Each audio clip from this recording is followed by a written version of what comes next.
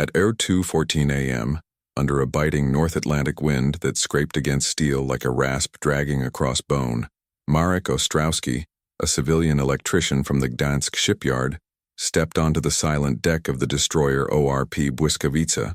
The ship loomed over him like a stranded giant, its once vibrant heartbeat gone still. Snowflakes drifted sideways, catching the sickly yellow glow of the harbor lamps as they spiraled downward, melting instantly against the warm exhaust pipes and freezing again on the rails. The air smelled of brine, cold diesel, and something else, something tired, beaten, and faintly metallic like the breath of a machine that had fought too long. Inside the warship, everything was wrong. The generators were dead. The command room was dark. The emergency batteries, those last resort lungs meant to keep a ship alive, had collapsed under the freezing temperatures, and the officers were nowhere to be seen. Only distant boots echoed occasionally against the concrete of the pier, as Polish sailors moved crates muttering prayers or curses under their breath. Marek tightened his scarf, though it didn't help. The cold cut straight through the wool, through the coat beneath, and into his skin like someone pressing a sheet of ice directly against his bones. He placed his palm on the steel hull. Even through his glove it felt dead. Not dormant. Dead. A warship without power was a corpse, a drifting shadow that could neither fight nor flee. And tonight, for reasons that none of the sailors had been told, command needed Błyskawica running again before dawn. But the chief engineer was gone, sent to another emergency on another crippled vessel. The senior mechanics were exhausted, asleep in barracks, and the junior officers didn't have enough knowledge to even begin diagnosing a blackout of this scale. That left Marek, 38 years old, a civilian factory electrician who had never once been trained to restart a military-grade destroyer. His hands were made for industrial circuits, for copper coils and line breakers, not for naval combat systems frozen stiff after hours in the bitter night. He pulled open the heavy door to the lower deck and stepped inside. The sound changed immediately. Outside, the world was a howling white desert. Inside, it was the deep, suffocating quiet of machinery that should have been awake but wasn't. The corridor smelled of oil, cold metal, and the faint ash of extinguished heating units. His boots rang sharply on the grated floor, each step echoing down the spine of the ship. He whispered to himself in Polish, a habit from long nights in the factory. Dobrze, Marek, zaczynamy. All right, Marek, let's begin. He had been called because of rumors, quiet, absurd, embarrassing rumors among the workers, that he could wake up machines by touching them. It wasn't true, of course. What was true was that Marek noticed things others missed. Subtle clicks, micro-vibrations, the faint smell of burning insulation that appeared minutes before a coil actually failed. He treated machines like living things, listening to them the way a doctor listens to a patient's breathing. Tonight, he needed a miracle, not a repair. There wasn't time for that. He needed the ship to breathe again. A sudden metallic clatter somewhere above him made him freeze. It wasn't loud, but in the dead calm it was enough to raise the hair on his arms. He lifted his lantern.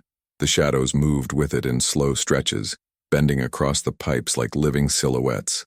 A loose cable twisted in the draft, tapping faintly against a vent, like fingers knocking. For a moment, Marek remembered something he had promised himself he would forget. The last ship he had worked on during the early months of the war. A transport vessel that had lost all power at sea. Men had frozen before rescue arrived. The guilt had never left him. He shook the memory away and continued down the corridor.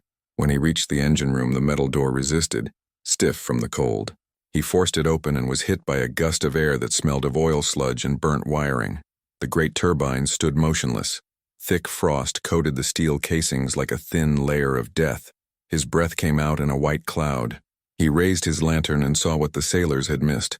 The frost patterns on the turbine's intake valves were asymmetrical. That meant one side had cooled faster than the other. That, combined with the way the emergency batteries had died, suggested something far more specific than a simple generator failure. It suggested that the ship had suffered a full electrical cascade collapse. Military manuals didn't cover how to solve this. Factories barely covered it. It was the kind of failure engineers feared, not fixed. Because when a cascade collapse happened, the entire system resisted reactivation. If you pushed too hard, you could fry half the circuits permanently. If you pushed too soft, nothing happened at all. Marek lowered the lantern and rubbed his gloved hands together. His fingers were already numb. He knew what the officers expected. He also knew the impossible truth. This warship would not start by following the manual. The cold had pushed the electrical system beyond what its designers had expected. Every textbook solution would fail. He whispered to the lifeless turbines, "You're not dead, just unwilling." The absurdity of what he was about to attempt made him laugh, quietly, bitterly. If the Navy heard what he planned, they would throw him off the ship, maybe even arrest him. But Marek had learned a secret over years of working on stubborn industrial machines. Sometimes to restart a collapsed system, you had to trick the electricity into flowing again, not with force, not with standard procedure, but with a ridiculous counterintuitive trick that only a desperate man would try. He moved to the auxiliary panel, paint peeling metal cold enough to burn skin. He pulled off his glove and touched the steel directly. It stung sharply. The temperature was far below freezing. But he needed to feel the metal, feel its vibration, or lack of it. Nothing. Total stillness. He closed his eyes and pictured the ship in his mind. The wiring routes, the battery circuits, the backup relays that had failed one by one like dominoes falling in silence. There was only one move left, and it was madness. He exhaled, long and slow, then opened the panel. Inside, the wires sat stiff as frozen veins. He whispered, "If this works, you'll breathe again." Then, using a simple iron tool he kept from his factory days, a stripped copper rod wrapped in electrical tape, Marek prepared to perform the ridiculous trick that could either resurrect the warship or plunge it into permanent darkness. At that moment, somewhere deep in the ship, a faint metallic click echoed, like a heartbeat threatening to return, and Marek froze, because the dead warship had just twitched. For a moment, Marek thought he had imagined the sound. Ships made noises long after dying, expanding metal, contracting pipes, cold shifting through steel. But this was different. It was too clean, too sharp. It was a relay snapping into place, a sound that should not have existed in a vessel without power. Marek lifted his lantern slowly, its weak glow pushing shadows away like reluctant ghosts. The air felt denser now, as if the ship itself was inhaling. He swallowed hard. The copper rod in his hand trembled, not from fear, but from the cold biting into his flesh where the glove no longer protected him. Another click, then silence. Not comforting silence, expectant silence. He stepped closer to the auxiliary panel and squinted. A thin line of frost had cracked and fallen away near one of the relay housings. That meant internal heat, tiny, microscopic, but real, had pulsed for a fraction of a second. "Good," he whispered. "At least something inside still wants to live." He set down the lantern, removed his second glove, and flexed his bare fingers. They filled instantly with pain as blood rushed toward the cold. He needed sensation. The trick he was about to perform required delicate touch, not brute strength. Machines were like people. They resisted commands when frightened or hurt. They needed reassurance. He grasped the copper rod again, letting its taped handle rest against the warmth of his palm. He stared at the exposed wiring, a maze of lines, each one stiff, brittle, uncooperative. He traced them with his eyes and found the sequence he was looking for, a forgotten bypass circuit, an old model left in the ship's earliest design, half disabled, half alive. Every naval manual forbade using it. The bypass could overload the emergency grid if mishandled. But tonight, Marek needed exactly that, an illicit, fragile spark. He exhaled slowly, then reached into the panel. The moment his copper rod touched the first contact point, the metal hissed beneath him. A faint, static tremor ran across the surface. Sparks did not fly. They were too weak for that. But he felt the faintest warmth blooming along the rod. He shifted it gently, touching a second contact. A pulse ran through the wires like a small animal darting through underbrush. Then another click, louder this time, deeper.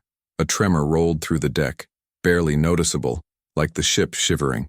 From somewhere in the overhead pipes came the delicate sound of melting frost dripping onto steel. Marek smiled despite the cold gnawing at his fingertips. "There you are," he murmured. "Wake up slowly. Don't rush." But he knew the danger of this moment. A partial revival was the most unstable phase of a cascade collapse. If he introduced too much current, the entire grid would reject it violently. If he backed off too soon, the system would fall back into its dead state, locked beyond recovery for hours, and dawn was approaching. He moved the copper rod again and connected the final point in the sequence, the ridiculous trick that made other electricians laugh whenever he mentioned it. The trick was based on a principle too small to matter in textbooks: thermal coaxing. If he could warm the wires by forcing tiny currents to bounce through them in irregular pulses, the ship's frozen network might accept a larger surge afterward. Not a fix, not a repair, a persuasion, But as he held the rod in place, something shifted above him. The distant sound of hurried footsteps on the deck, heavy boots, voices. He froze, instinctively pulling back, listening. Someone shouted. Then another voice barked an order. Sailors. If they saw him doing this, doing anything to an auxiliary circuit with improvised tools, they would drag him off the ship, maybe even arrest him. Civilian workers were not allowed to manipulate naval power systems unsupervised, especially not during wartime. His heart hammered against his ribs, but the warship trembled again, this time unmistakably, like a chest struggling to breathe. He didn't have time to hide. He pressed the rod back into place. A soft hum rippled through the cables.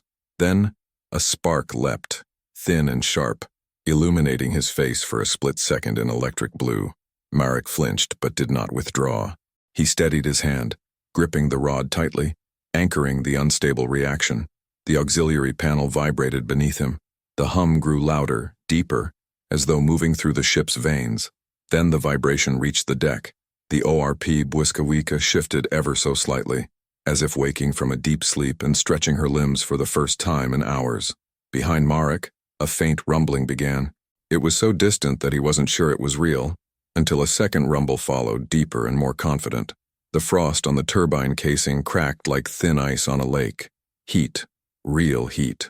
He leaned forward, copper rod trembling as he whispered through clenched teeth, "Come on, girl, don't fight me now." Suddenly the hum surged. The entire auxiliary panel jolted. The wires pulsed with light, not steady but flickering like a machine learning to breathe again. And then, someone slammed a door in the corridor behind him. Marek's blood turned to ice. He did not look back. He couldn't. The fragile current flow he'd established would collapse if he broke position now. He pressed the rod deeper with his numb fingers. A flashlight beam shot across the engine room floor. Boots thundered down the metal stairs. "Marek Ostrowski!" A voice roared. "What the hell do you think you're doing?" He gritted his teeth. "Restarting your ship. That's protocol violation. Stop immediately." "If I stop," Marek hissed, "you'll never start her again." The officer's footsteps halted. The flashlight beam hovered dangerously close to Marek's hand. Then the humming changed pitch. Something deep inside the destroyer began to stir. The turbines let out a low, resonant moan, like a massive creature rolling onto its side. Frost fell from the pipes and sheets, raining onto the floor. The officer fell silent. The metal groaned again, longer, louder. Then a third sound joined them, the unmistakable beginning of rotation. The massive central shaft, frozen for hours, shuddered once, twice, then turned a millimeter, just enough to scrape metal against metal with a wrenching cry. The officer whispered, "Holy Mother of God." Marek pressed harder. A bead of sweat rolled down his temple despite the cold. The turbines turned again, slightly more. Another groan, another pulse. The hum intensified, vibrating the entire room. Then, with a shudder that rattled every bolt, the ship's auxiliary power kicked into a low, uneven life. Lights flickered across the engine room, barely, sickly, feeble, but on. Marek exhaled loudly and slumped against the panel. His fingers slipped off the copper rod. The trick had worked, but the job wasn't finished. This was only the first breath. The officer approached slowly, his voice low, awestruck. "What did you do?" Marek wiped his frozen hands on his coat. "A ridiculous trick," he said. "One you'll never find in your manuals." The officer stared at him. "You could have destroyed the entire electrical grid." "I know." "You could have killed yourself." "I know." The officer swallowed. Why risk it?" Marek looked at the slowly turning turbines. Shaky, fragile, but alive. "Because," he whispered, "somebody had to." The ship hummed again, louder this time, like a dying heart remembering how to pump. But this was only the beginning of the night, and the real test, the one Marek feared, still waited ahead. The auxiliary lights flickered like nervous eyelids opening after a long blackout. Their glow was uneven, yellow in some corners, bluish in others, casting the engine room in a trembling patchwork of color. It wasn't much, but in a space that had been sealed in darkness for hours, it felt like sunrise. Marek took a step back from the auxiliary panel. His knees wobbled. The officer, Lieutenant Kaczmarek, hesitated before grabbing Marek's arm, steadying him despite having shouted at him minutes earlier. The turbines moaned again, this time with a sluggish determination. The rotation was uneven, like an elderly giant testing its muscles after months in bed. But the sound, oh the sound, was one Marek had feared he would never hear again tonight. The heartbeat of the warship was returning. "Your trick," Kaczmarek murmured, eyes fixed on the slowly warming machinery. "I've never seen anything like that." "You weren't supposed to," Marek replied, rubbing his numb fingers together to force blood back into them. "That circuit wasn't designed for restarts. It was an accident of old engineering." "An accident?" the lieutenant asked sharply. Marek nodded. "A forgotten bypass. The designers tried removing it years ago, but the shipyard never fully stripped the housing. It stayed there, unused, unnoticed, just waiting." Kaczmarek looked at him, disbelief deepening. "And you knew this from touching the panel?" "From listening," Marek corrected softly. "Machines talk, Lieutenant. Not with words, never with words, but they tell you things. They complain, they hesitate, they shiver." He tapped the side of his head. "If you learn their language, they'll tell you where to look." The turbines groaned again, this time louder, more forceful. A plume of frost cracked from one of the pipes and scattered onto the floor like shattered glass. Both men spun toward the noise, but then came another sound. A deep, rolling vibration moved through the deck, up the walls, through the very ribs of the ship. The vibration was uneven still, but growing in confidence. It wasn't life yet, not fully, but it was no longer death. The lieutenant exhaled shakily. "Commander Zaleski needs to see this. Stay here, don't move, and for God's sake, don't touch anything else." He sprinted back toward the door, boots clanging on the metal steps. Marek didn't argue. His hand had begun to tremble from exhaustion, and he knew the next phase was the most dangerous. Restarting a dead ship wasn't one miracle. It was 10, each one needing to be timed perfectly. He crossed the engine room to a metal railing overlooking the main turbine shaft. He gripped the cold steel with both hands and leaned forward, watching. The shaft rotated again, another millimeter, then another. He counted the timing between pulses. Too slow, far too slow. The cold still clung to the machinery like a parasite. He needed heat, but there was no manual way to generate that much heat in time. Not without fuel pumps, not without operational boilers, not without a stable electrical network. Unless a memory rose from years earlier, one of the factory's old induction heaters failing during winter. Marek had brought it back to life by manipulating resonance, forcing electromagnets to pulse in a way that warmed their coils gradually, indirectly. A method no supervisor approved of, one that skirted every safety regulation but one that worked. Could he do something similar here? He approached the emergency induction coils near the secondary turbine intake. They were not meant for this, intended only to prevent ice buildup during storms when the ship was already fully powered. But tonight, they were the only tools left. He knelt, wiped the frost off the control housing and opened it. The interior was a mess, brittle wires, frozen relays, and half-functioning fuses, but the structure was intact. He felt the metal, still icy, still resistant. "It's all right," he whispered to the coils. "I'm not asking you to fight, just to shiver a little." He adjusted one dial, slowly, carefully, sending a tiny pulse into the coils. They responded weakly, with a faint hum so delicate he had to press his ear to the metal to confirm it wasn't imagination. "Good," he whispered. Again, he increased the pulse, a louder hum. The coils twitched, drawing current from the flickering auxiliary grid. Slowly, almost imperceptibly, warmth began to spread along the intake pipes, microscopic at first, then gradually expanding. Frost retreated in thin lines. The turbines responded immediately, their rotation smoothed by a fraction. He felt a surge of hope he dared not breathe. Then the door slammed open. Commander Zaleski, still half-dressed, stormed into the engine room. The man was broad-shouldered, with a graying beard and eyes that had seen more storms than Marek had years of life. Behind him stood 2 additional officers. Zaleski's voice thundered. "Lieutenant Kaczmarek told me you improvised a bypass on my destroyer." Marek rose slowly. "Yes, sir. Where is the chief engineer?" "On another ship." "Then you wait," Zaleski barked. "You don't touch my turbines without authorization. Do you understand the consequences?" A sudden roar cut him off. The turbines surged, not fully, just a sudden, powerful rotation that rippled through the engine room and nearly knocked Zaleski off balance. All eyes turned. Another rotation, stronger, more confident. The frost fell away in sheets. Zaleski stared, jaw falling open. What did you do?" he whispered. Marek gestured toward the induction coils, waking her up. "You're using the ice prevention circuit? That's not for power-up procedures." "I know." That system is not designed to run during a cold start. I know. You could melt the entire intake. I know. Zaleski paused, eye twitching. And you're doing it anyway? Marek nodded once. Because the alternative is failure. The commander paced slowly, hands on his hips, staring at the turbines as if the machine itself had betrayed his expectations. He ran one hand through his hair, then abruptly stopped. Can you get her running before dawn? Marek looked at the coils, at the trembling lights, at the slowly awakening machinery. I can try. Zaleski exhaled sharply, half disbelief, half surrender. Fine. You're in charge of the engine room until the chief engineer returns. If this ship explodes, I'll personally blame you. That's fair, Marek said. But if it works, Zaleski whispered, mostly to himself, then I will owe a civilian electrician the one thing a commander never wants to owe: gratitude. Marek turned back toward the machinery. Let's just get her alive.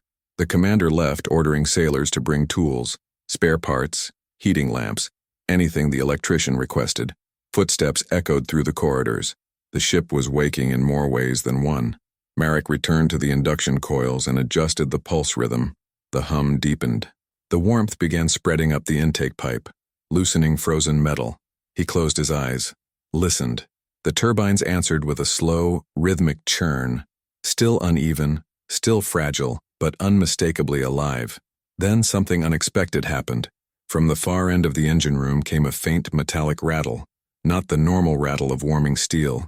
This had a voice to it, a tremble of distress. Marek froze. He knew that sound. A pressure valve was giving out. If it failed now, the entire restart process would collapse.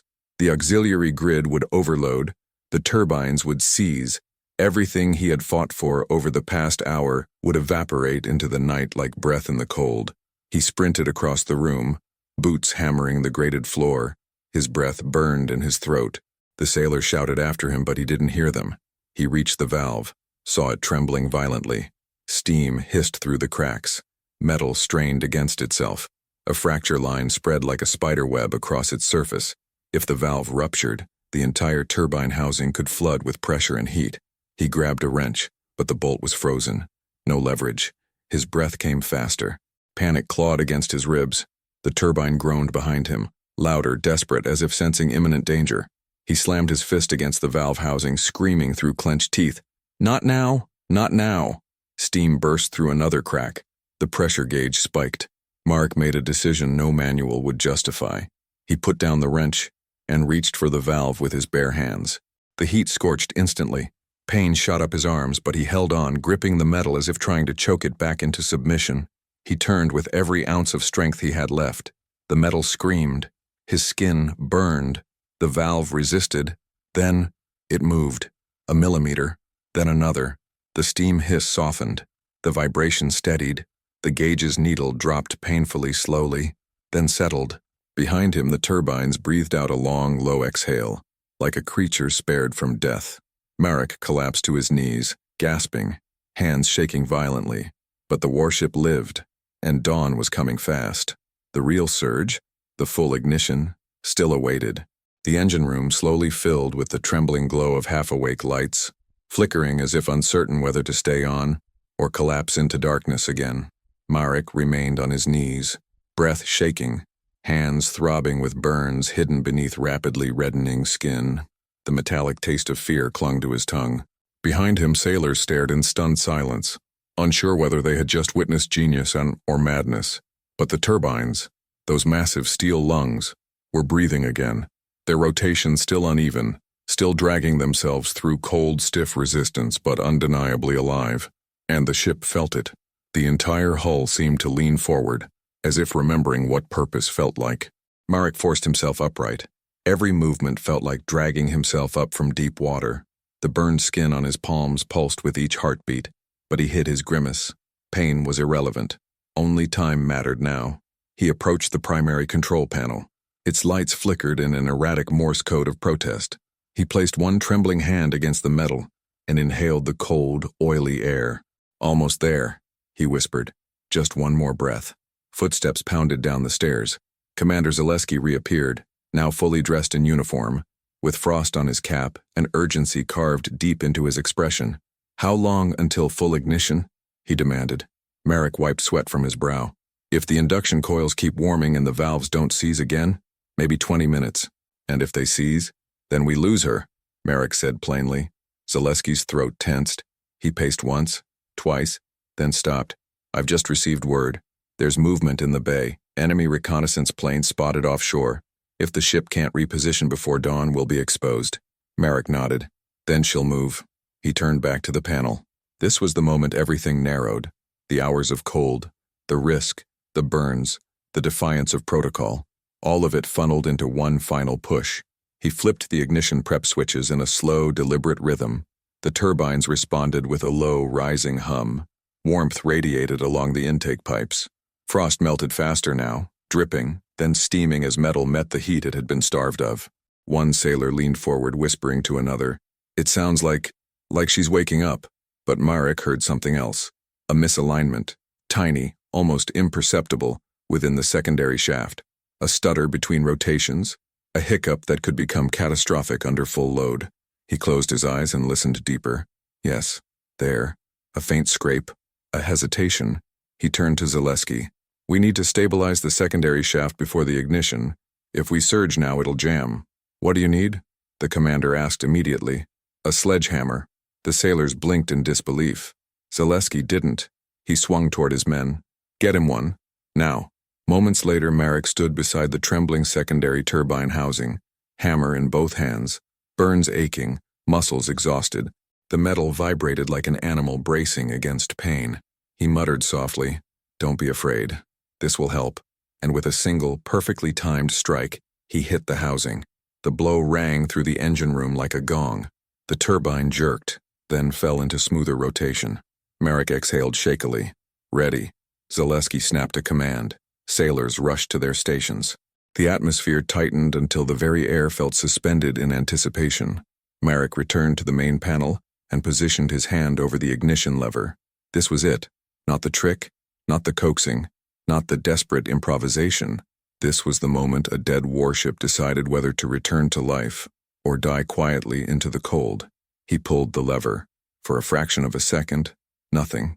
Then the deck shook. A thunderous roar surged through the hull as fuel ignited in the turbines. Warm air blasted through the vents. Lights throughout the ship brightened from flicker to stability. The metallic groans turned into a deep, rhythmic growl that resonated through every pipe and plate. The ORP Błyskawica was alive. Sailors shouted in triumph. Someone clapped Marek on the shoulder. Another tried to shake his hand, but he winced from the burns and offered a strained smile instead. Commander Zaleski stood motionless, listening to the heartbeat of his ship, with something like awe. Then he approached Marek slowly. "You did it," he said quietly. Marek shrugged. "She woke herself up. I only encouraged her." Zaleski shook his head. "No, you brought her back from the grave." He paused, eyes softening. "And no one will ever know." Marek looked at the glowing panels, the spinning turbines, the warmth spreading through the ship. "That's all right. I didn't come for recognition." "Then why did you come?" Zaleski asked. Marek thought for a moment. About the frozen corpses hauled from the sea years earlier. About machines dying in silence. About guilt that never loosened its hold. He answered quietly, "Because I owed it to someone." Zaleski didn't press further. He placed a hand over Marek's burned one, carefully, respectfully. "Go home when this is over," he said. "You've done enough for 10 men." The commander turned and barked orders. The ship began preparations to leave harbor before first light. Marek stood alone for a moment, feeling the ship hum around him, not like a machine, but like a living thing stretching awake after a long coma. He closed his eyes. In the warmth rising through the floor, he felt something he hadn't felt in years. Peace. Later, when Błyskawica slid into the dark waters, engines revived, hull trembling with renewed purpose, Marek watched from the pier, bandaged hands in his pockets. No medals, no salute, no mention in any report. Only the steady, confident rumble of a warship that should have died in the cold but didn't, and somewhere in the official logs the reason was reduced to a single, vague line. Engines restored through emergency electrical measures. But the truth lived only in the cold steel of that ship, in the burned hands of a factory electrician, and in the quiet pulse of a night when war's outcome shifted because one forgotten man refused to let a machine die. And as the ship disappeared into the mist, the narrator's voice lingers like a recovered fragment of history. No one wrote his name in the manuals. But every sailor who survived that winter carried a piece of his defiance.